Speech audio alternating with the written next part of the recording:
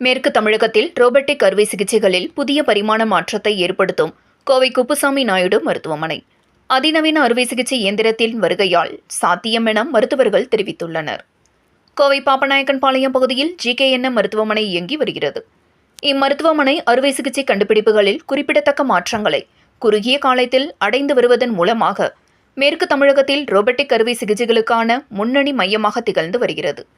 கடந்த ஒரு ஆண்டுகளில் 150க்கும் மேற்பட்ட ரோபோட்டிக் அறுவை சிகிச்சைகளை வெற்றிகரமாக செய்துள்ளது. உடலில் மிக குறைந்த அளவில் ஊடுருவி மிக துல்லியமான அறுவை சிகிச்சை மற்றும் விரைவான குணமடைதல் உள்ளிட்ட சாத்தியக்கூறுகளை உள்ளடக்கியுள்ளது ரோபோட்டிக் அறுவை சிகிச்சை முறை. இதற்காக 4வது தலைமுறை டாவின்சி ரோபோட்டிக் அறுவை சிகிச்சை முறையை அறிமுகப்படுத்திய முதல் மருத்துவமனை என்ற பெயரையும் GKNM மருத்துவமனை பெற்றுள்ளது.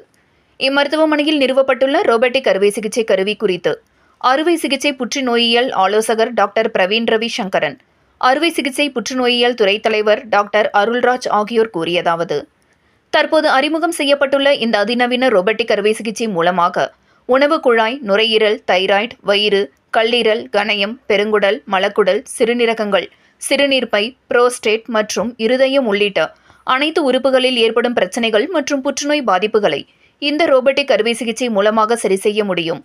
மேலும் வடு இல்லாத தைராய்டு அறுவை சிகிச்சை, இரைப்பை அறுவை சிகிச்சை போன்ற சிக்கலான அறுவை சிகிச்சைகளை கூட இந்த ரோபோட்டிக் உதவியுடன் துல்லியமாக நமது மருத்துவர்கள் செய்து முடித்துள்ளதாக தெரிவித்தனர்.